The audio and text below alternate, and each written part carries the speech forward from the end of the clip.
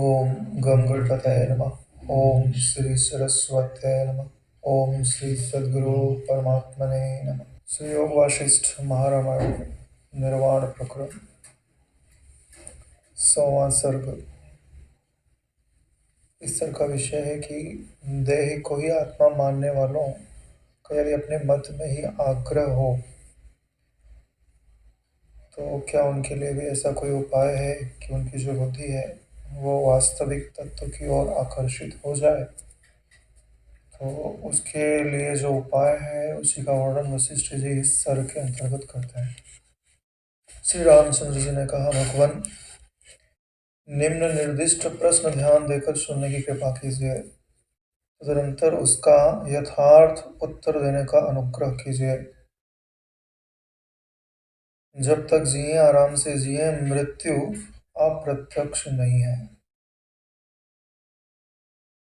राम जी ने पूछा है कि ये जो बात हम लोगों ने पढ़ी है ये चारवाक मत की है कि जब तक जिए सुख से जिए, मृत्यु तो सबको दिखाई दे रही है और मृत्यु के बाद कौन से व्यक्ति को जेल में पकड़ के बंद किया जाता है। मर गया तो शायद 10 लोगों का मर्डर किया हुआ हो, उसको क्या सज़ा मिलती है? कोई सज़ा नहीं मिलती है। और जिसने खा पी लिया है, भोग भोग लिया है, और उसको छीन भी कौन सकता है उससे। इसलिए बोल रहे हैं कि मृत्यु तो अप्रत्यक्ष नहीं है, तो जब तक जिए आराम से जिए। यह जो बात है इसी को सत्य क्यों ना मान लिया जाए, इसी के अनुसार क्यों जीवन ना जिया जाए। सकल दुखों की निवृत्ति को प्राप्त भस्मीभूत देह का पुनः आगमन कैसे हो सकता है? यानी जब व्यक्ति मर गया तो उसके सारे दुख थे वो तो नष्ट हो गए, शरीर में जो पीड़ा है वो भी नष्ट हो गई। और जैसे उसको मान लो बंधन में डाल दिया गया हो, वो वहाँ मर जाए तो उसका बंधन भी खत्म हो गया, तो ये पुनः तो जन्म नहीं सकती, तो फिर उसके दुख तो पुनः आएंगे कैसे? ऐसा जिनका सिद्धांत हो, इस संसार में उनकी दुख शांति के लिए कौन सी युक्ति है? जो इस प्रकार मानते हैं उनके दुख के नाश का उपाय क्या है? विचार करना है क्या उनको दुख क्या है। जब तुम ऐसा मानते हो तो शरीर के साथ सब नष्ट हो जाएगा, तो तुमको दुख नहीं होना चाहिए। बोले ऐसी बात नहीं है कि उनको दुख नहीं है। अगर तुम ऐसा मानते भी हो तो क्या सब वस्तुएं तुमको सदा उपलब्ध हैं? नहीं उपलब्ध है ना। पल पल में ही दुख के अभाव का अनुभव तो होता ही है। मन के प्रतिकूल जो घटनाएं घटती हैं वो दुखी तो करती ही है। इससे दुखों की निवृत्ति तो नहीं हुई, और कोई भी व्यक्ति मरना तो चाहता ही नहीं है, तो मृत्यु आ रही, इससे बड़ा दुख क्या होगा? यानी ये दुख तो उनके लिए बने ही हैं, तो इन दुखों की निवृत्ति का क्या उपाय है? वशिष्ठ जी ने कहा, संबित जो जो निश्चय करती है अपने अंदर ज्यों का त्यों वही अनुभव करती है। यह बात सब लोगों के अनुभव से सिद्ध है।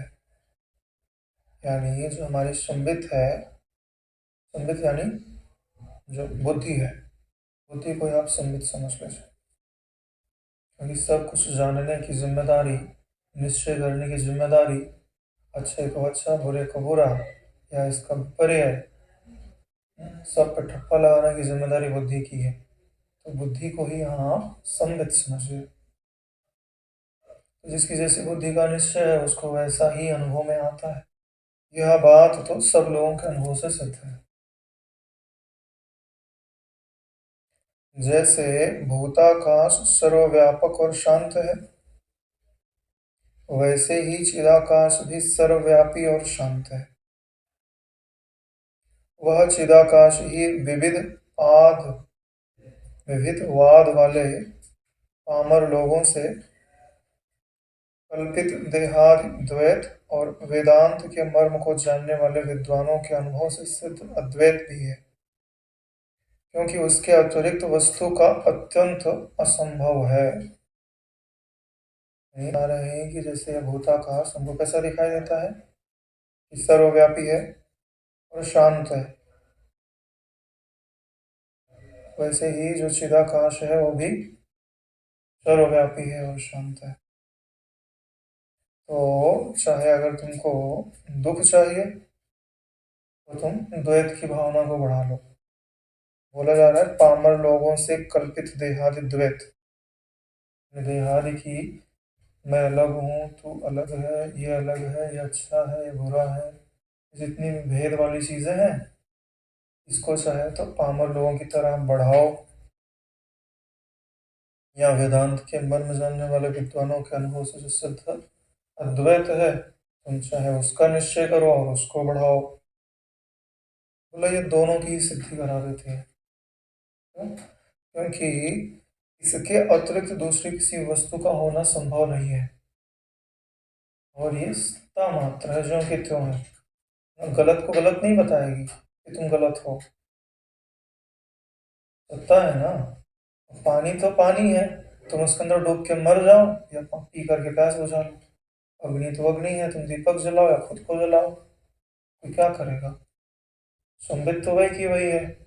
मुक्ति की संबित बनाकर चाहे मुक्त हो जाओ, या शत्रु मित्र करते करते चाहे राग देश में अपना जो सुख है, मुक्ति है, उसका बलिदान देते हो।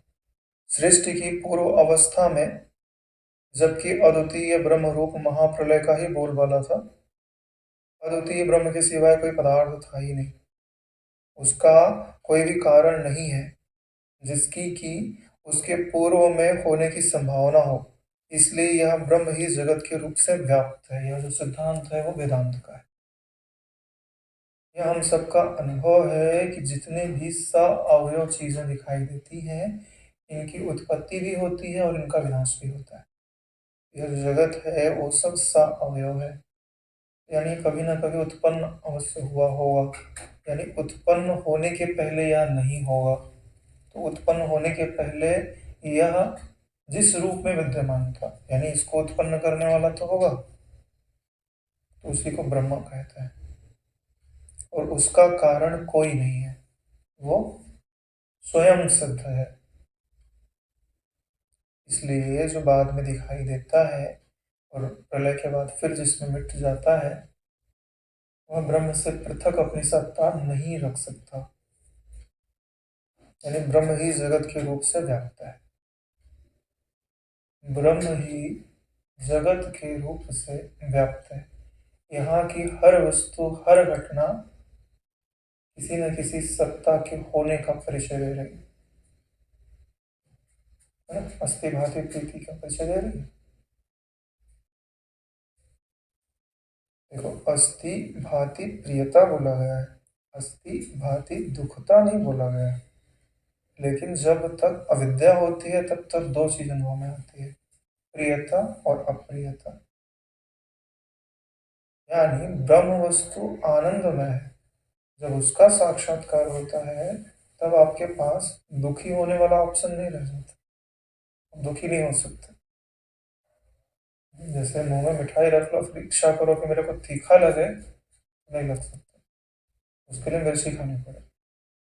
सर्वे वेदा यत पदम अमानयंती, सब वेद जिस परम पद का प्रतिपादन करते हैं वही ब्रह्म तत्व है। तमेतम वेदानुवचनेन ब्रह्मणा विविदिशन्ति, उसी को ब्राह्मण लोग वेद अध्ययन द्वारा जानने की इच्छा करते हैं। इत्यादि श्रुतियों से सिद्ध सकल वेद और शास्त्रों के प्रतिपाद्य महाप्रलय रूप ब्रह्म को, जितनी भी श्रुतियां हैं, वेद हैं, शास्त्र हैं, वह यह बात सिद्ध करते हैं कि महाप्रलय के पश्चात या महाप्रलय के रूप में ब्रह्म ही सिद्ध है। जीवों की ब्रह्म प्राप्ति रूप मुक्ति को तथा मुक्ति के साधन तत्व ज्ञान को जो नहीं मानते, उनकी मूढ़ता का क्या ठिकाना है। और ऐसा जो ब्रह्म है, जो उसको यह नहीं मानते कि वह मुक्ति रूप है और तत्व ज्ञान से प्राप्त होता है या तत्व ज्ञान से निरावरित होता है, वो लोग मूढ़ कहे जाते हैं। कि मूढ़ता का कोई ठिकाना नहीं है, क्योंकि वे विचारवान नहीं है। मोक्ष शास्त्र के अप्रामाणिक होने पर, यानी अगर आप कहते हो ये जो मोक्ष शास्त्र है ये अप्रामाणिक है, तुल्य युक्ति होने से, यानी इसी युक्ति से, जिस युक्ति से तुम बोलते हो कि ये शास्त्र झूठा है, इसी युक्ति से हम भी बोलेंगे तुम्हारे जितने भी शास्त्र हैं वो भी झूठे हैं। तुम भी तो कागज पे लिखे हुए किसी बात को मानते हो। कर्म शास्त्र की अप्रमाणता का भी वारण नहीं हो सकता, अतः वे शास्त्र भी शून्य है, क्योंकि दोनों ही शब्द प्रमाण है। तुमने भी किसी का लिखा हुआ माना है, ठीक वही बात मानते हो, तो ये शास्त्र भी प्रमाण होने चाहिए। जब शास्त्र शून्य हो गए तो हमारी दृष्टि में वे मरे से हैं, अर्थात तत्वज्ञान के उपदेश के अयोग्य। अगर तुम्हारे पास कोई शास्त्र ज्ञान ही नहीं है जो तुम्हें अनुशासित करे, नियमित करे, तुम्हारी इंद्रियों पर लगाम लगाए, मन पर नियम लगाए, बुद्धि को सूक्ष्म बनाए, तो तुम मेरी दृष्टि में मरे हुए हो। मैं तुमको उपदेश देने वाला नहीं। अरे कोई कितने विद्वान क्यों ना हो, पत्थर को जाके थोड़ी ना समझाता है। तुम भाई शास्त्र विरुद्ध आचरण मत करना, हम जो तत्व ज्ञान दे रहे हैं इसका श्रवण मनन निधिध्यासन करना। ऐसे कोई पत्थर को जाके थोड़ी ना बोलेगा। क्यों? क्योंकि उसे पता है कि तुम्हारी भाषा है, सुन नहीं रहा, समझ नहीं रहा, आचरण नहीं करेगा।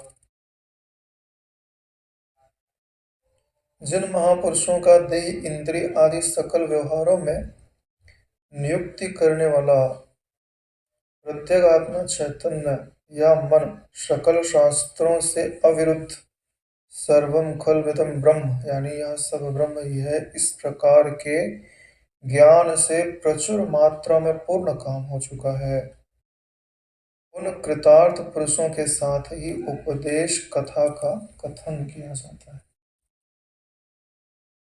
यानी जो स्वीकार करते हैं ना कि प्रत्येगात्मा है, साक्षी है, और जिनका मन जो है शास्त्रों के अविरुद्ध जो सिद्धांत है उसके चिंतन में लगा हुआ है, इतना ज्ञान प्रचुर हो गया है कि उसमें दूसरी कोई कामना नहीं है, ऐसे जो कृतार्थ लोग हैं उन्हीं के लिए मेरा उपदेश है। और एक दृष्टि से देखा जाए तो उनके लिए उपदेश नहीं भी है। क्यों? क्योंकि उन्होंने अपना काम बना लिया, और जब तक वो अपनी मंजिल पर नहीं पहुंचते तब तक उनके लिए उपदेश है। जब वो पहुंच जाते हैं तब उनके लिए उपदेश नहीं हो जाता है। तो जिज्ञासु पुरुषों के लिए ही उपदेश वार्ता उचित कही जाती है। इसका मतलब यह नहीं है कि तत्व ज्ञान होने के पश्चात जो वार्ता है वो करना बंद कर देते हैं। उनके लिए फिर कोई नियम नहीं रह जाता कि करना ही है या नहीं ही करना है, कोई नियम नहीं, कोई बंधन नहीं। हृदय में जैसी संबित निरवच्छिन्न रूप से सदा उदित होती है, मनुष्य वैसा ही हो जाता है।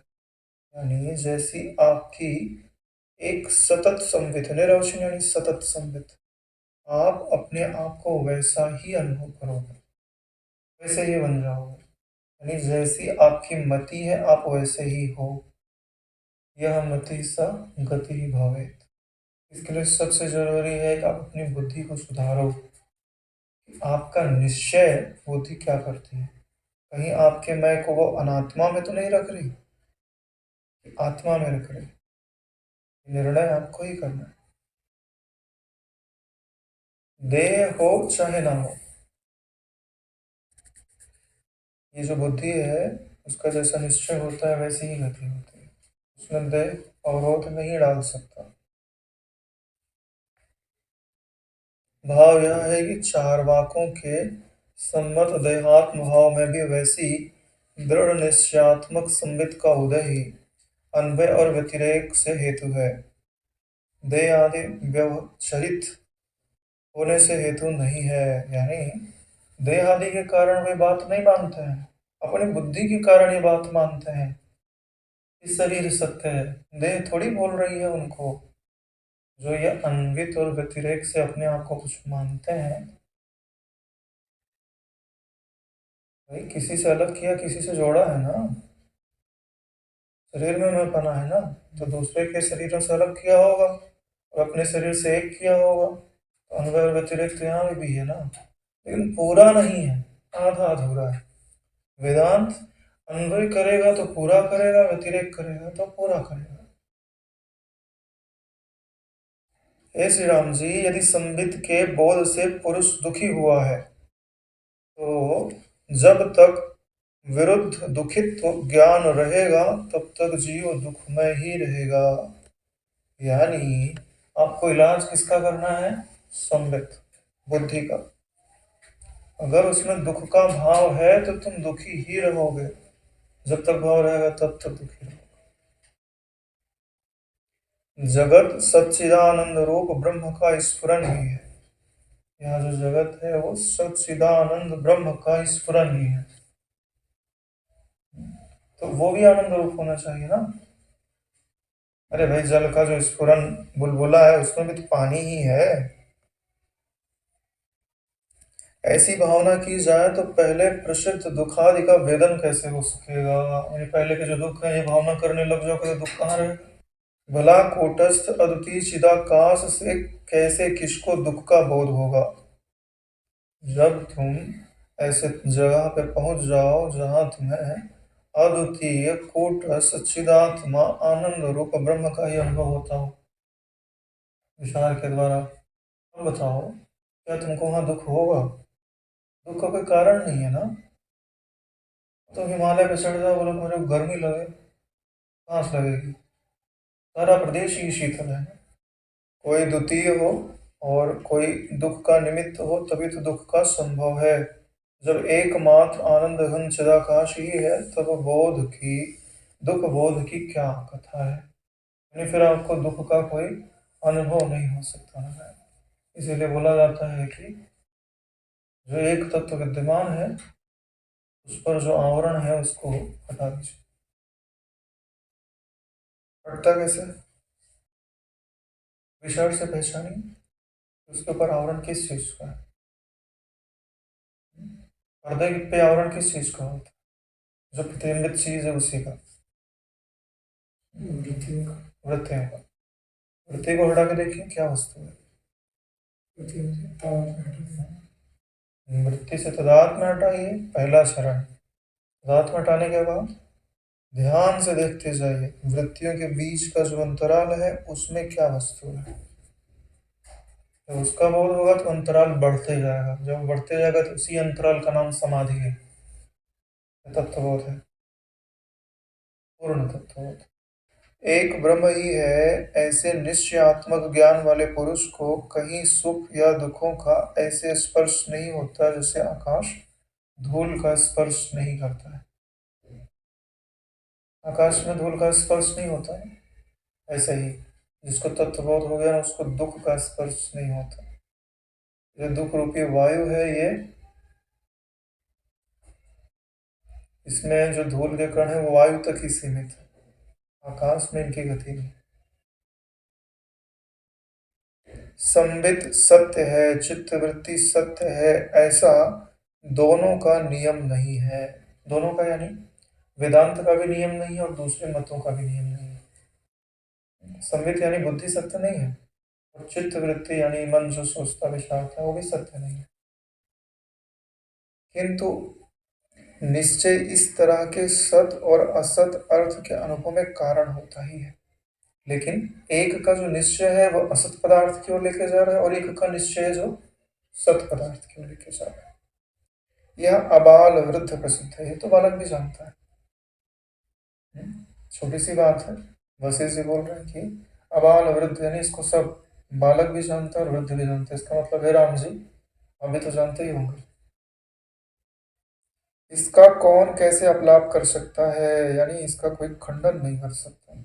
ये बात हम नहीं मानेंगे, क्योंकि स्वयं तो कुछ ना कुछ अपने बुद्धि का निश्चय धारण ही कर रहा है ना। उसका नहीं मानना भी तो उसके बुद्धि का निश्चय ही है, इसको वो मना नहीं कर सकता। चार वाकों का अभिमत शरीर, मतलब चार वाकों का जो मतलब इस तरह से समझ लीजिए कि चार वाक जो है शरीर को ही आत्मा मानता है, उनका पूरा जो अभिमत है वो शरीर तक केंद्रित है। और सांख्यों का अभिमत पुरुष, यानी वो पुरुष को ही आत्मा मानते हैं। मीमांसकों आदि का अभिमत जीव या भोक्ता, यानी वो जीव या भोक्ता को ही आत्मा मानते हैं। संबित से पृथक उपलब्ध नहीं होता, अगर बुद्धि हटा दो तो न चारवाक का शरीर रहेगा, न सांख्यों का पुरुष रहेगा, न मीमांसकों का जीव या भोक्ता ही रहेगा। बुद्धि के होने से की सिद्धि है, लेकिन साक्षी तत्व की सिद्धि क्या बुद्धि की नहीं है, वो स्वयं सिद्ध है। अतः सब वादियों के कल्पना स्थान देह आदि संबित ही है, यानी जितने भी वादी हैं वेदांत के अलावा, उन सबका जो कल्पना स्थान वो क्या है, संबित ही है। संबित के द्वारा चाहे तुम देह को पकड़ लो, चाहे चित्तवृत्ति को पकड़ लो, चाहे जीवपने को पकड़ लो, वह संबित जैसा अनुभव करती है वैसा ही जगत हो जाता है। यानी सारा प्रयास आपका किस किस चीज पे होना चाहिए, संबित पे। इसीलिए बोलते हैं कि प्रयास करके अपने हृदय को उसकी रक्षा करनी चाहिए, चाहे सब वस्तु बिगड़ जाए तो बिगड़ जाए, अपनी संवित को कभी भी मलिन नहीं होने देना चाहिए, दुखी नहीं होने देना चाहिए। वह संबित सत्य हो अथवा असत्य, उसे केवल अपनी कल्पना द्वारा यानी पृथ्वी आदि कारणों की अपेक्षा करके नहीं, ऐसे देह का अनुभव होता है। वो संबित चाहे सत्य हो चाहे असत्य हो, वो अपनी कल्पना करके ही देह का अनुभव कर लेती है। अभी हम ये नहीं बोल रहे कि संबित सत्य है, कि सच्चा चाहे जो मानो, लेकिन वो कल्पना करेगी तो देह का अनुभव होगा ही होगा। जैसे स्वप्न में, पाताल में, आकाश में, जल में, स्वर्ग में केवल कल्पना से ही देह का अनुभव होता है। वित्त धारणा का विकास इतना नहीं है, नहीं तो किसी भी प्रदेश में तुम अत्यंत दृढ़ भावना करो कि मैं यहाँ खड़ा हूं ना, तो तुमको वहां अपने होने पने का अनुभव होने लग जाएगा। ध्यान आदि में होता ही है कि मैं इस स्थान पे हूँ, कि मैं देख रहा हूँ, वहाँ की ठंडक ठंडक लगती है, वहाँ की गर्मी गर्मी लगती है। कैसे होता है, कल्पना से होती है। संबित चाहे सत्य हो चाहे असत्य हो, संबित मात्र ही आत्मा है। उक्त संबित मात्र आत्मा जिस प्रकार के निश्चय वाला होता है, वह सत्य उसकी क्रिया में समर्थ होता है, इसमें तनिक भी संदेह नहीं है। देखो यहाँ समझो, संबित चाहे सत्य हो चाहे असत्य, ठीक है, संबित मात्र ही आत्मा है। मतलब समझ रहे हैं, संबित मात्र मतलब ज्ञान मात्र ही आत्मा है। संबित के अंदर जो ज्ञान है, ना वो सत्य है ना वो असत्य, वो अपनी सत्ता में ज्यों का त्यों स्थित है। उसी में ही स्फुरण होने के कारण संबित जगत की कल्पना को धारण करती है। तो उक्त संबित मात्र आत्मा यानी ज्ञान मात्र आत्मा जिस प्रकार के निश्चय वाला होता है, वह सत्य ही उस क्रिया आदि को करने में समर्थ हो जाता है, इसमें तनिक भी संदेह नहीं है। संबित मात्र आत्मा से ही सब शास्त्रों का प्रामाण्य अक्षुण होता है, यानी शास्त्रों के बारे में जो प्रमाण दिया जाता है वो संबित मात्र आत्मा से ही सिद्ध होता है। यानी तुम हो तब कोई प्रमाण होगा, तुम नहीं हो तो कौन सा प्रमाण। न चारवाक का चारवाक मत है, न सांख्य का सांख्य मत है। वह संबित अद्वैत आत्मवाद सिद्धांत ही सब वादियों का उपजीव्य होने और पुरुषार्थ हेतु होने से सब सिद्धांतों का शिरोमणि सिद्धांत है। यानी यह जो संबित है वही अद्वैत आत्मवाद सिद्धांत यानी सब को धारण करता है। सब वादियों का उपजीव्य होने से, यानी जितने भी वादी हैं या अलग अलग अपने मत को रखने वाले हैं, वो सब इसी के कारण जीवित हैं, बुद्धि के कारण। बुद्धि नहीं होती तो तुम क्या कहते, पुरुषार्थ हेतु होने से सब सिद्धांतों का शिरोमणि सिद्धांत यही है कि तुम सब संबित के ही आश्रित हो। संबित में जो अबोधता यानी अविद्या है, अब ध्यान से देखो, वही तत्तत्वादियों की जैसी संबित होती है, परिणाम द्वारा प्रवृत्ति आदि के समय वैसी ही बन जाती है। अगर आपकी संबित में अविद्या निवास करती है, अविद्या निवास करती इसका मतलब समझते हो? अगर तुमको भेद सत्य लगता है तो तुम्हारी बुद्धि में अविद्या है। अगर तुम्हें अद्वैत सत्य लगता है तो तुम्हारी बुद्धि में विद्या निवास करती है। इतने विद्या विद्या में अंतर। और अगर अविद्या निवास करती है तो यहाँ मतलब भेद की प्रधानता है। तो क्या होगा? तत्तत्वादियों की जैसी संबित होती है, परिणाम द्वारा प्रवृत्ति आदि के समय वैसे ही बन जाती है। तो फिर जैसा संस्कार उसमें डाला जाएगा, है ना, यवनों के घर पैदा हो गए तो यवन लोगों ने जैसे जैसे संबित आपकी बना दी, फिर आपको वैसे लगने लग जाएगा खुदा जो है सातवें आसमान पे बैठा है, निराकार है और वही रहता है। जैसा जैसा संस्कार डाल दो वैसा हो जाएगा, वैसा उसको मानने लग जाएगा। यानी संबित में जब तक अविद्या विद्यमान है तब तक वो जिन जिन वादों से ग्रस्त होती है उन्हीं को सत्य मानती है और वैसे ही परिणाम को प्राप्त हो जाती है। पर वही जब तत्व ज्ञान रूप से परिणाम को प्राप्त होती है तब निर्मल शुद्ध चिदाकार हो जाती है। वह समझने लगती है कि मैं ज्ञान मात्र स्वरूप ही हूँ और मोक्ष का फल देने वाली हो जाती है।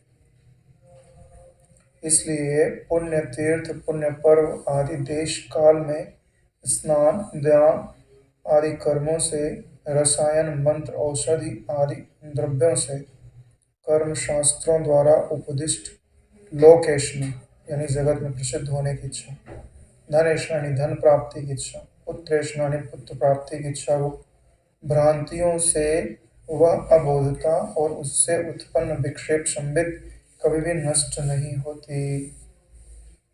यानी कि जब यह जो संबित है वो पुण्य को धारण करे तो भी संबित नष्ट नहीं होती, संबित तो रहती रहती है।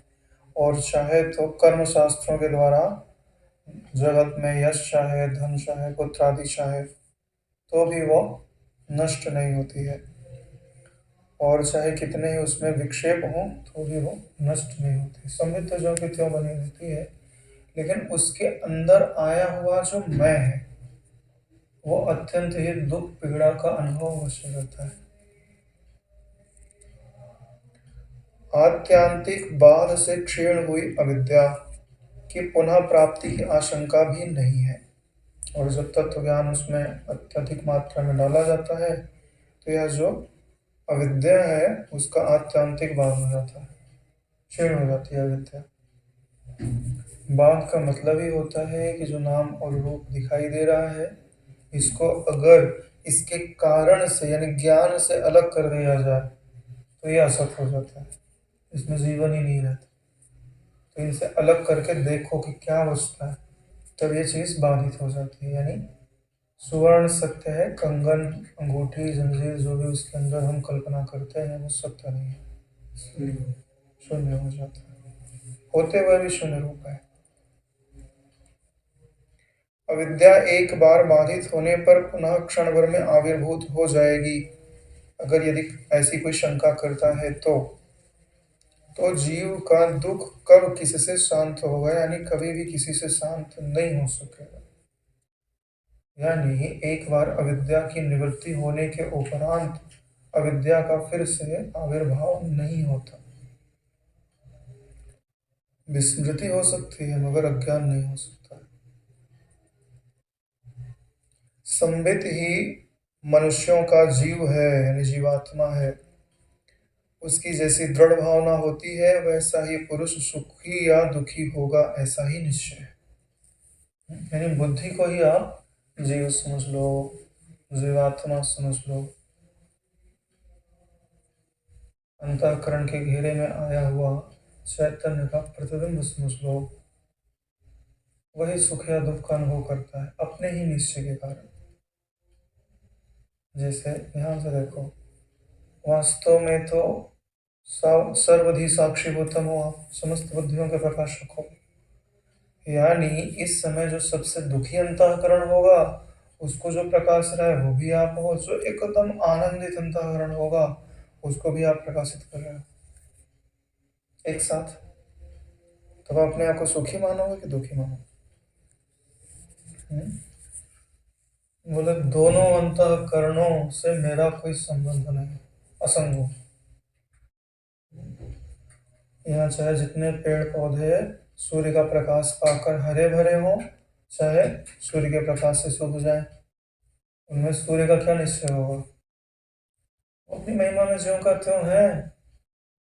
तुम चाहे सूखो चाहे हरे भरे हो, उससे उसका कोई लेना देना नहीं है। सत्ता मात्र है, ज्यों का त्यों वैसे ही हमारा स्वरूप है। संबित का यदि अस्तित्व है तो ज्ञानियों के संसार नाश में वही शरण है।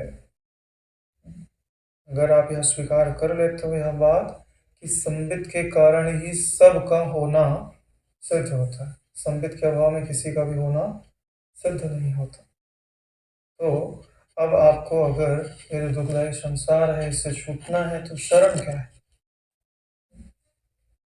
ज्ञानियों के संसार नाश में वही शरण है। आप संबित की शरण लो, बुद्धि की शरण लो। यदि वह नहीं है तो शिला के समान जड़ अंधकार ही अंधकार शेष रह जाता है। अगर बुद्धि नहीं है तो अंधकार ही अंधकार रहेगा, काय का प्रकाश, किसी वस्तु का ज्ञान ही नहीं होगा। क्योंकि स्वप्रकाश रूप उसी से प्रत्यक आत्म संवित रूप जीव को निद्रा द्वारा अपनी जड़ता के सदृश अंधकार तुल्य अज्ञान से यह प्रपंच प्राप्त हुआ है। यदि संबित का अपलाप किया जाए तो असाक्षिक अंधकार ही शेष रह जाए। अगर संबित नहीं होगी तो जो साक्षी का प्रतिबिंब पड़ेगा भी किसमें, या साक्षी का बोध भी किसको होगा? तब तो सब कुछ एक अज्ञान अंधकार ही रहेगा, क्योंकि सब में जो प्रकाश है वो साक्षी से होता है। जैसे गहरी नींद में कोई सोया हुआ हो वैसा ही अनुभव होने लगेगा, जड़ता के सदृश। इसके लिए ज्ञान के प्रकाशन में संबित का होना कारण है और संबित के प्रकाशन में साक्षी का होना कारण है। अब रामचंद्र जी पूछते हैं, रामचंद्र जी ने कहा ब्राह्मण इस सृष्टि का पूर्व पश्चिम उत्तर दक्षिण आदि आठों दिशाओं में ऊर्ध्व दिशा और नीचे भी अंत नहीं है, न यह आगे उत्पन्न होने वाली ही है न इसका नाश ही होता है। यानी दसों दिशाओं में जाओगे तो संसार का कहीं अंत नहीं है। इस तरह जगत के प्रागभाव यानी कि उत्पन्न होने के पहले इसका अभाव है, और ध्वंसाभाव नष्ट होने के बाद इसका अभाव है, और अत्यंत अभाव अगर विचार करके देखो तो इसका अत्यंत अभाव है। इन तीनों अभावों को तिलांजलि दे चुके, यानी ऐसे वादी हैं जो इस बात को मानते ही नहीं, वो मानते हैं कि जगत पहले से ही है और चलते ही रहता है, कभी नष्ट नहीं होता है। तीनों अभावों को तिलांजलि दे चुके यह सब विज्ञान घन ही है, यो इसे परमार्थ तत्व रूप ना देख रहे, अनुभव में तो आ रहा है लेकिन इसे परमार्थ तत्व रूप नहीं देख रहे हैं। कैसा देख रहे हैं? जैसा दिखाई देता है, जैसा जगत दिख रहा है वही सत्य है यो समझ रहे, और जगत का विनाश ना देख रहे। जिस पुरुष ने जगत की उक्त रीति से सत्यता की भावना की है उसके संसार रूपी दुख की निवृत्ति में कैसी युक्ति है? यानी अब जो इसको सत्य ही मानता है कि दसों दिशाओं में संसार फैला हुआ है ना, ये पहले से है, इसका कभी नाश नहीं होता है और अभी भी है और यही सत्य है, ऐसा जिसका निश्चय है उसके दुखों की निवृत्ति कैसे होगी? हे ब्राह्मण, बोध की वृद्धि के लिए मेरे संदेह को पुनः निवृत्त करने की कृपा कीजिए। यानी ऐसे संदेह को उन्होंने पहले निवृत्त किया हुआ है। चलो देखते हैं वशिष्ठ जी क्या उपाय बताते हैं। वशिष्ठ जी ने कहा, श्री राम जी यहाँ पर एक तो पूर्वोक्त ही यानी शास्त्र शून्य वे हम तत्व ज्ञानियों की दृष्टि में मृत सही है। ऐसे जो लोग हैं ना वो मेरी दृष्टि में मरे हुए के जैसे हैं, उनके साथ वार्तालाप नहीं करना चाहिए। और तुम जब सत्य ही मान ले रहे हो, ऐसा मानो कि मुझे सत्य सा लगता है, जब तुम बोलो नहीं हमको ऐसे ही लगता है, तो तुमको कोई बोलेगा, समझाएगा? अरे जो डॉक्टर के पास जाता है, डॉक्टर उसका इलाज करता है। अरे जो माने ही नहीं मेरे को बीमारी है, उसका कौन इलाज करेगा? इंजेक्शन लगाने जाओ, तुमको पकड़ के तुमको इंजेक्शन लगा देगा वो। पागल का क्या भरोसा। यही उत्तर उचित है कि उनके साथ वार्तालाप नहीं करना चाहिए। अथवा पूर्व पहले पूर्ववादी के जो यम यम निश्चयाम मदत्ते संविद अंतरम खंडितम इत्यादि उत्तर कहा है, वही उचित है कि जैसा जैसा उनका निश्चय है ना, उनको वैसा अनुभव होने दो। वो अपने संविद का परिवर्तन तो करना नहीं चाहते, उनको उत्तर देने से भी लाभ क्या है। ऐसी परिस्थिति में चैतन्य से जब तक संबित का संबंध नहीं होगा, यानी ये जो संबित है वो चैतन्य को पहचानेगी नहीं, उससे एक नहीं होगी, तब तक उसका वैसा निश्चय हो सकना संभव नहीं है। यानी परमार्थ तत्व से पूरी निश्चय होना हो सकना संभव नहीं है। अतः उसे भी थोड़ा बहुत चैतन्य का बोध कराकर पूर्व निश्चय उसी का विवर्त है यो व्युत्पत्ति कराकर उसके अनुमान में अखंड आनंद घन उतारा जा सकता है। लेकिन अगर थोड़ा बहुत समझदार हो तो क्या किया जाएगा? चैतन्य का थोड़ा बहुत बोध कराकर, जितना वो स्वीकार करे उतना, फिर बताया जाएगा कि ये चैतन्य है, वो अधिष्ठान है। इस पे जो तुम विचार करते हो, वो तुम्हारे विचार भी तो एक जैसे रहते नहीं है। तो जो तुम्हारे विचार हैं इस पे विवर्त है। ध्यान से देखो कि तुम एक जैसे हो, ठीक है, और तुम्हारी वृत्तियां बदलते रहती हैं। अगर तुम इन वृत्तियों को सत्य मानोगे, कभी भी पार नहीं हो पाओगे। इसीलिए बोल रहे हैं कि पूर्व जो उसका निश्चय है उसी का विवर्त है, तुम्हारा ही विवर्त है। यों व्युत्पत्ति कराकर उसके अनुमान में अखंड आनंद घन उतारा जा सकता है। यानी वो यह तो अनुमान कर सकता है कि एक अखंड आनंद घन सत्ता है। हे पुरुष श्रेष्ठ, इस प्रकार के आशा वाले जिस पुरुष का आपने प्रतिपादन किया है, क्या वह देह से अतिरिक्त चेतन को आत्मा मानने वाला है? राम जी ने जिसके बारे में प्रश्न पूछा है, उसके बारे में वशिष्ठ जी बोल रहे हैं कि क्या वो आत्मा से अतिरिक्त, यानी आत्मा को देह से अतिरिक्त, यानी देह को मैं ना माने, उससे अतिरिक्त जो चेतन है, क्या उसको वो आत्मा मानने वाला है, यानी तैयार है उसको मानने वाला, या नित्य आतिवाहिक सूक्ष्म देह को आत्मा मानने वाला है, या फिर सूक्ष्म देह को आत्मा मानता है, या शुद्ध संवित को आत्मा मानने वाला है, यानी बुद्धि को आत्मा मानता है, शुद्ध बुद्धि को आत्मा मानता है, या अज्ञान से आवृत संवित को आत्मा मानने वाला है, यानी जो मलिन बुद्धि है, जो संसार को सत्य समझती है, विद्या से युक्त है, ऐसी बुद्धि को ही आत्मा मानने वाला है, या संबित का अपलाप मानने वाला है कि संबित ही नहीं है, बुद्धि ही नहीं है। जितनी भी चीजें बताई गई है ना, सब फंसाने वाली ही है। अगर चेतन को आत्मा मानेगा तो ठीक है, नहीं तो बारी जितनी जितनी भी बातें बताई गई हैं वो सब बंधन में डालती है। यदि वह चेतना मात्र का, यानी चिदाभास स्वरूप का अस्तित्व स्वीकार करता है, तो उसे क्रम से आत्म तत्व का अनुभव होता ही है, पहली बात वाले का। उससे उसके संसार से उद्धार में कोई कठिनाई नहीं है, क्योंकि देहादि आकार वाली उपाधि का विनाश होने से वह परमात्मा के साथ मिल जाता है, इसमें कोई संशय नहीं। अगर तुम देह से अतिरिक्त जो चेतन तत्व है उसको अपना मैं मानते हो, तो आज नहीं तो कल क्रम से, ठीक है, तुमको परमात्म तत्व का अनुभव अवश्य होता है। उसके संसार से उद्धार होने में कोई कठिनाई नहीं है, क्योंकि जो देह आदि आकार की उपाधियां हैं, इनका विनाश तो कभी न कभी अवश्य होगा। और उसे ज्ञान है कि देह के नष्ट होने पर भी मैं ज्यों का त्यों रहता हूँ, तो घटना भी घटेगी, तो उसको उसका अनुभव भी होगा। यदि उसकी विनाशी अन्नमय देह में आत्मबुद्धि हो, अगर वो अन्नमय कोश को ही आत्मा मान ले, तो उसे चारों ओर से विनाश की शंका से दुख ही होगा, क्योंकि देह तो नित्य है। फिर वो मुक्ति नहीं प्राप्त कर सकता ना, उसे चारों तरफ से दुख की ही आशंका होगी।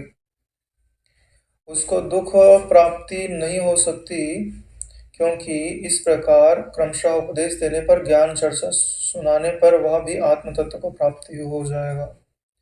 लेकिन अगर वो ज्ञान का सम्मान करे और क्रम से अपनी मूर्खता को छोड़ने पे तत्पर हो जाए, तो ज्ञान चर्चा सुनते हुए अपना जो निश्चय है उसको बदलते हुए वह स्वरूप को भी प्राप्त कर सकता है। लेकिन चलना पड़ेगा ना, अपनी मान्यता छोड़नी पड़ेगी। अवयव घटित स्थूल शरीर को आत्मा समझने वाले ने स्थूल देह के अवश्यंभावी विनाश का विचार नहीं किया है। यानी जो स्थूल देह को मैं मानते हैं, उन्होंने विचार ही नहीं किया कि यह स्थूल देह भी अवश्य ही नष्ट होगा, यानी इसके साथ मैं भी नष्ट हो जाऊंगा।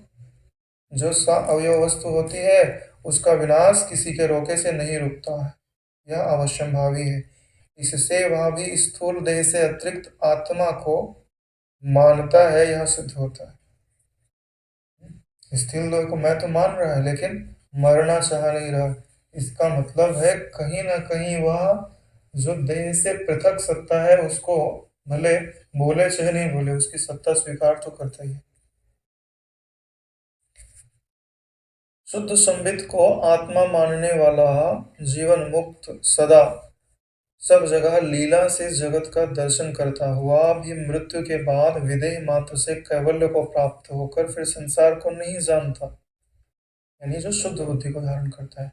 शुद्ध बुद्धि को कौन धारण करता है? जो उपासना आदि करते हैं, वृत्ति को एकाग्र करते हैं, परमात्मा की धारणा करते हैं, तो क्या करते हैं? सब जगह लीला से जगत का दर्शन करता है, यानी ईश्वर का, ईश्वर ने ये सारी चीजें बनाई है और इनके रूप में ईश्वर ही प्रतिबिंबित हो रहा है, इसी को लीला बोलता है। तो मृत्यु के बाद कैवल्य को प्राप्त हो जाता है। कैवल्य को मतलब मुक्ति को प्राप्त हो जाता है, जिस लोक की भावना करता है, जिस देवता की, उसका सानिध्य प्राप्त होता है, फिर संसार में नहीं आता है। जो संबित तत्व ज्ञान से शुद्ध नहीं है, वह संसार की प्राप्ति के बीज का नाश न होने से संसार के बिना नहीं रहती है, वह संसार में अवश्य आती है। यानी संसार में खींच कर कौन लेके आता है? अविद्या, और अविद्या के कारण जो वासनाओं का बीज है वो आपको संसार में वापस खींच के अवश्य लाता है। इसके लिए अविद्या को निवृत्त करके वासना के बीजों को दग्ध कर देना चाहिए तत्वज्ञान से। उसका भी किसी न किसी जन्म में ज्ञान उदय होने से संसार से निस्तार हो जाता है। खींच के तो लाती है, लेकिन अगर ज्ञान का आदर करे तो कभी न कभी वो भी पार हो सकता है। देखो सबके साथ में क्या चीज लगाया जा रहा है कि ज्ञान से निस्तार हो सकता है, यानी सबको मनोबल प्रदान कर रहे हैं कि ऐसी भी आपकी बुद्धि है ना, तो हिम्मत मत हारो, चलो देखो हम तुमको रास्ता दिखाते हैं। जबकि पहले क्या बोल चुके हैं कि ऐसे लोगों से बात नहीं करनी चाहिए, तो बात क्यों कर रहे हैं? राम जी के प्रार्थना करने के कारण। अथवा यदि संबित्ति नहीं है इस प्रकार का निश्चय वाला, यानी संबित का अपलाप करने वाला हो, तो इस प्रकार के ज्ञान से वह चिरकाल तक पत्थर के समान जड़ होता है। जो विज्ञानवादी है ना, क्षणिक विज्ञानवादी या बौद्धवादी, ये क्या बोलते हैं? हमारी जो बुद्धि है ना पल पल बदलते रहती है। तो इनके निश्चय में क्या है? बोले ये संबित का ही अपलाप कर देते हैं कि बुद्धि ही नहीं है, जबकि क्या बोलना चाहिए? बुद्धि वृत्ति नहीं है। ऐसा बोलो तो समझ में आता है, तुम बोलो कि बुद्धि ही नहीं है तो क्या होगा? शून्यता में चले जाओगे ना। तो मृत्यु हो जाएगी तो क्या होगा? चिरकाल तक पत्थर के समान जड़ हो जाएंगे, न सुख का अनुभव होता है ना दुख का अनुभव होता है। मरण पर्यंत दृढ़ीकृत उनके उक्त ज्ञान के अनुसार ही देहपात के बाद विशेष विज्ञान जब नष्ट हो गया, जो विशेष विज्ञान हमको मिला है ना अभी, वो नष्ट हो गया, तब गाढ़ सुसुप्ति के सदृश मृत्यु को ही न्यायिकों के मोक्ष के तुल्य दुख शून्य होने से उसने परम श्रेय समझा। यानी कि मृत्यु हो जाएगी, जो विशेष विज्ञान है बुद्धि के द्वारा जो क्षण क्षण में बदल रहा है वो खत्म हो जाएगा, और फिर मैं गहरी नींद में जैसे सोया रहता हूँ वैसा सोया रहूंगा। तो बोले इसी को परम श्रेय समझा है, बोले यही सबसे श्रेष्ठ है। किंतु निरत से आनंद के अनुभव से उस मूर्ख ने श्रेय का दर्शन नहीं किया। तो जो बौद्धवादी हैं उनको कभी निरत से आनंद की प्राप्ति होगी? नहीं होगी, क्योंकि वो ऐसा मानता ही नहीं है। अरे जो ब्रह्म को आनंद रूप मानेगा उसको आनंद का साक्षात्कार होगा। तुम ब्रह्म को अगर सुषुप्त मानोगे, जैसे गहरी नींद में सोया हुआ हूं, तो वैसे ही अनुभव होगा नारायण, कभी आनंद का अनुभव नहीं होगा। क्यों? कल्प वृक्ष है ना वो। कितनी बड़ी बात बताई। बहुत सारे लोग इसी भ्रम में रहते हैं कि एकदम सुसुप्ति के समान, कुछ पता नहीं चलेगा, इसी रहेगा। तो ब्रह्म तत्व का साक्षात्कार हो गया। वशिष्ठ जी की दृष्टि से तो नहीं हुआ नारायण, तुम अपनी दृष्टि से स्वयं को चाहे जो मान लो। जिसके मत में शुद्ध संबित के अस्तित्व का संभव नहीं है, वे जब शरीर रहित होते हैं यानी मरते हैं, तब जड़ को तत्व मानने वाले वे जड़ होकर दुर्भेद्य अंधकार से पूर्ण होते हैं। यानी ऐसी जगह चले जाते हैं जहां अंधेरा ही अंधेरा है, तो चाहे सोते रहो चाहे दौड़ते रहो, ठीक है, क्योंकि वहां दिखाई तो कुछ देगा नहीं, तो वृत्ति तो कुछ बनेगी नहीं। जब वृत्ति बनेगी नहीं ना, तो सुख होगा ना तो दुख होगा। ऐसी जगह जाना चाहते हो? अरे कोई जाने को तैयार नहीं होगा मेरा। इस विषय में श्रुति क्या कहती है? असूर्या नाम ते लोका अंधेन तमसावृता तांस्ते प्रेत्य अभिगच्छन्ति ये के चात्म हनो जना। जो अज्ञानी लोग हैं, वे लोग मरकर गाढ़ अंधकार से आच्छन्न असूर्य नामक लोकों में जाते हैं, जहां चारों तरफ अंधकार ही अंधकार है। इसके लिए नारायण शून्यवादी नहीं बनना चाहिए, नहीं तो ऐसी जगह जाओ। लग रहा है इन लोगों को सोना बहुत पसंद है ना, सोने में ही सर्वस्व मानते हैं। क्षणिक और विकार चित्त को आत्मा मानने वाले जो विज्ञानवादी लोग संपूर्ण जगत को स्वप्न नगर के समान देखते हैं, उनका यह सारा का सारा जगत जाल प्रवृत्त ही रहता है, निवृत्त नहीं होता है। स्वप्न के समान तो मान रहे हैं, लेकिन क्या जगत जाल निवृत्त हो जाता है? बोले नहीं निवृत्त होता। बोले क्यों निवृत्त नहीं होता? बोले यह तो जानते हैं कि जगत सपने के जैसा है, लेकिन इससे भी अलग कोई वस्तु है, इसका उनको बोध नहीं है। इसीलिए देखो, जब यह बोला जाता है ना कि तुम अपनी वृत्तियों को देखो और वृत्तियां शांत हो जाएंगी, ठीक है, इसके मूल में क्या है वो समझना चाहिए। नहीं तो स्वप्न नगर की तरह तुम देखते रहोगे, एक के बाद दूसरी, दूसरे के बाद तीसरी वृत्ति चलते रहे, खत्म कहाँ होगी नारायण? ये लिखा हुआ है इसमें। खत्म कब होती है? जब तुम यह समझते हो क्या कि इन वृत्तियों के अंतराल में ब्रह्म छुपा हुआ है। वृत्ति सतत नहीं है, बीच में ब्रह्म का दर्शन होता है, यानी एक ऐसी सत्ता है जो इन वृत्तियों के पीछे छुपी हुई है। ये वृत्तियां जैसे ही मैं इनको देखूंगा तो मुझे इनके बीच का अंतराल भी दिखेगा, और उस अंतराल से जो इनके पीछे है वो प्रकाशित होने लगा। तो वृत्तियां धीरे धीरे गैप बढ़ता जाएगा और वृत्तियों की संख्या कम होती जाएगी और वो प्रकाशित होता जाएगा। स्थिरता और क्षणिकता से जगत व्यवहार वैचित्र में क्या अंतर होगा? स्थिरता और क्षणिकता से वैचित्र बुद्धि में क्या अंतर होगा? यानी कि चाहे आप वृत्ति को स्थिर बना लो चाहे क्षणिक समझ लो, उससे जो जगत व्यवहार में वैचित्र बुद्धि है उसमें क्या अंतर होगा? यानी विचित्र जगत बनी ही रहेगी, भेद जो है वो बना ही रहेगा। भूत चाहे स्थिर हो चाहे अस्थिर हो, सुख और दुख तो समान ही होंगे। वृत्ति चाहे स्थिर हो चाहे अस्थिर हो, लेकिन वृत्ति तो वृत्ति है ना, सुख या दुख तो देगी देगी। इच्छा को निवृत्त करना है ना। इच्छा का कारण क्या है? देहात्म अभिमान। और इस संतान, इस शरीर को मैं मानता हूँ, तभी तो शरीर से जुड़ी इच्छाएं हैं।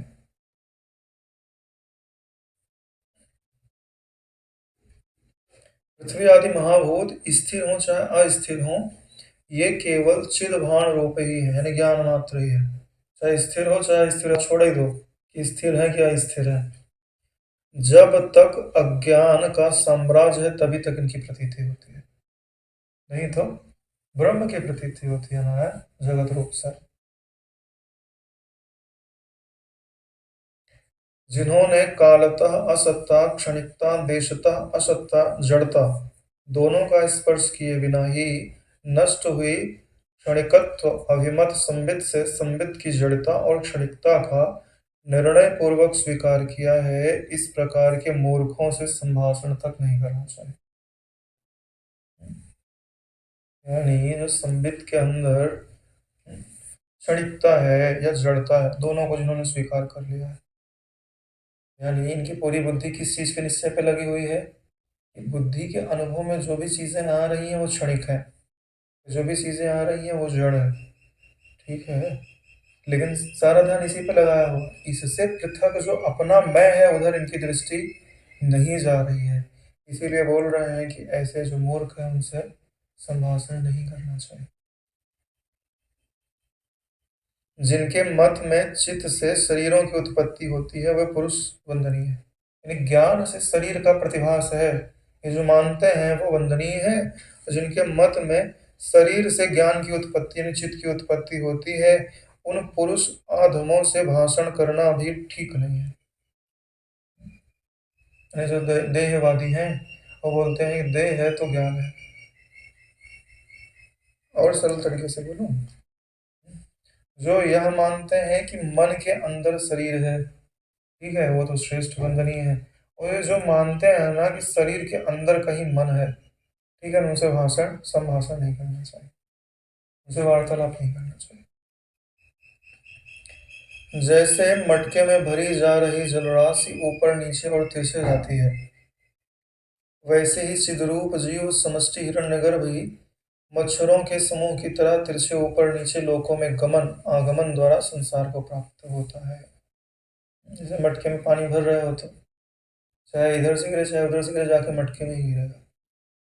ठीक ऐसे ही यह जो चिद रूप जीव समष्टि है, ये जितने भी जीव है ना, उनको वो अपनी सृष्टि ब्रह्मांड रूपी मटका है उसके अंदर उभर रहा है मच्छर के जैसे।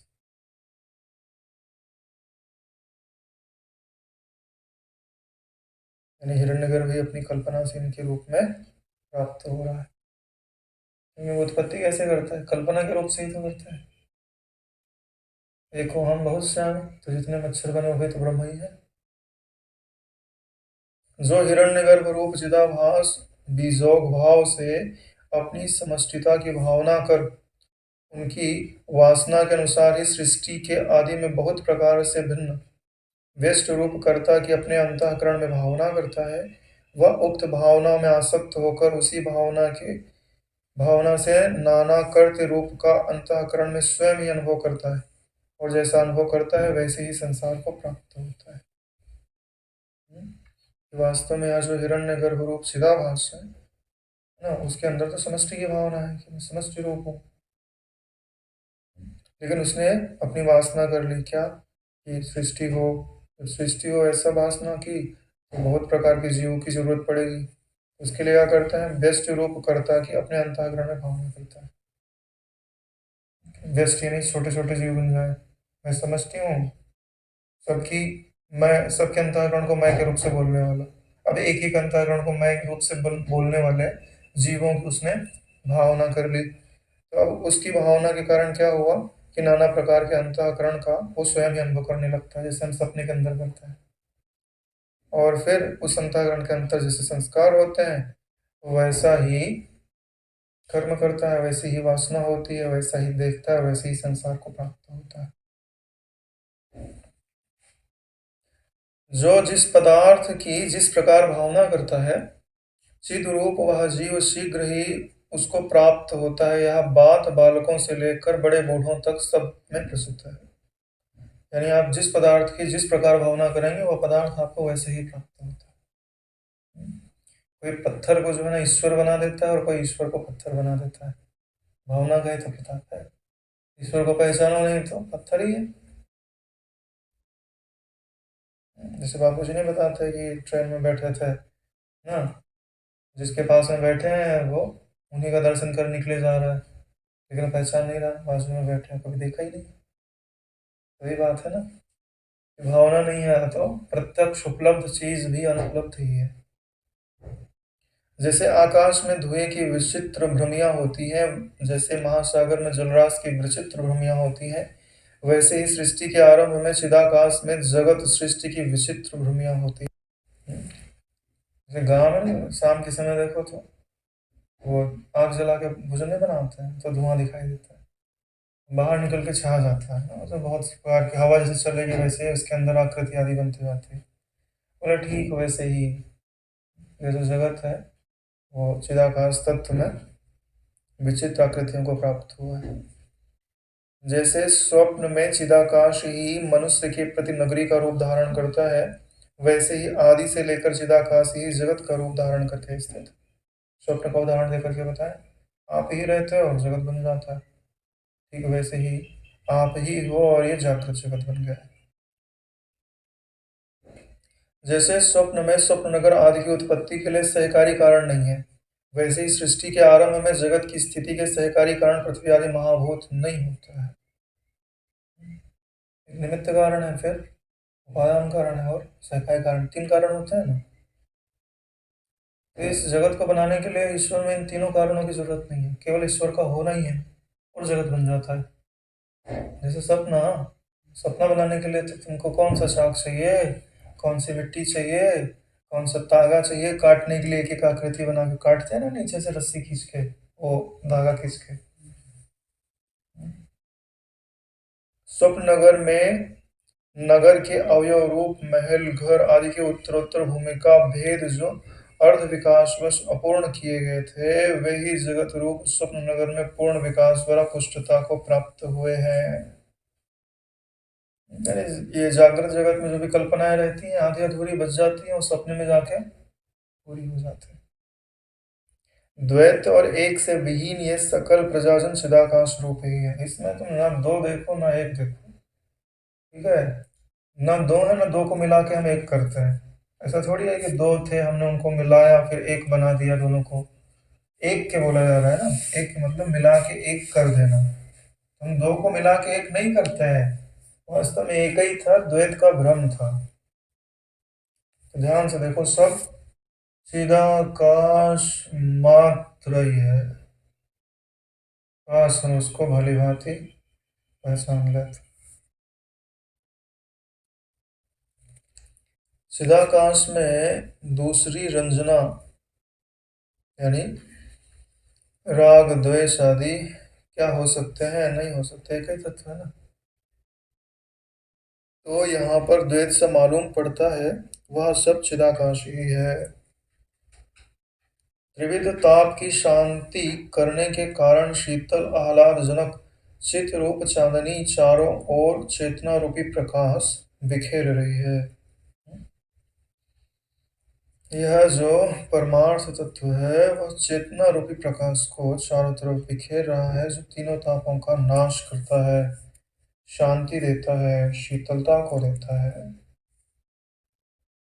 उक्त चेतना रूपी प्रकाश का ही पदार्थ रूप से स्फुरण यह जगत है, उसी का स्फुरण यह जगत है। तो नारायण जैसे वो शीतल है, तीनों तापों से शून्य है, आह्लाद कारक है, चंद्रमा के समान है, वैसा ही जगत भी होना चाहिए, वैसा ही है, ठीक है। लेकिन किसका जगत वैसा है, बोले ईश्वर ने जो बनाया वो जगत वैसा है, लेकिन जीव ने जो बनाया ना वो जगत बिल्कुल सुखरूप नहीं है। इसलिए सारा जो दुख है वो किसकी सृष्टि में है, जीव सृष्टि में है। ईश्वर सृष्टि में दुख नहीं है और ब्रह्म में तो सृष्टि ही नहीं है, ठीक है। ब्रह्म में सृष्टि नहीं है, ईश्वर की सृष्टि में आनंद ही आनंद है और जीव की सृष्टि में दुख है दुख। आप किस सृष्टि में निवास करना चाहोगे राम, वो आपके ऊपर ही निर्भर करता है। सृष्टि के पूर्व और सृष्टि के बाद सृष्टि रहित स्वभाव वाले चिन्मय आकाश में केवल आज ही यानी वर्तमान क्षण में ही सृष्टि का दर्शन प्रसिद्ध है, यानी जब देखोगे उसी समय सृष्टि है, नहीं देखोगे तो काहे की सृष्टि है, सो नहीं तो काहे का सपना है। और वह आकाश रूप ब्रह्म ही है, विचार करके देखो तुम, जो तुम्हारे सामने बैठा है वो क्या है, आकृति नहीं है नारायण, आकाश रूप ब्रह्म ही है। उसी से शब्द उपज रहे हैं और उसी में मिट रहे हैं, खाली उसी को देखो, मुक्त ही हो, तुमको बांधने वाला कोई नहीं, किसी की आकृति मत पकड़ो नारायण, ठीक है। देखो ही मत, समझो कि ये जो तुमको कोई बोल रहा है ना वो आकाश बोल रहा है। ध्यान से देखो, जो तुम्हारा मन है वो निराकार वस्तु को संग्रहित नहीं करता उसका संस्कार, बहुत बढ़िया युक्ति है। देखने से तो आकृति तो दिखती ही। तुमको आदत पड़ी है ना।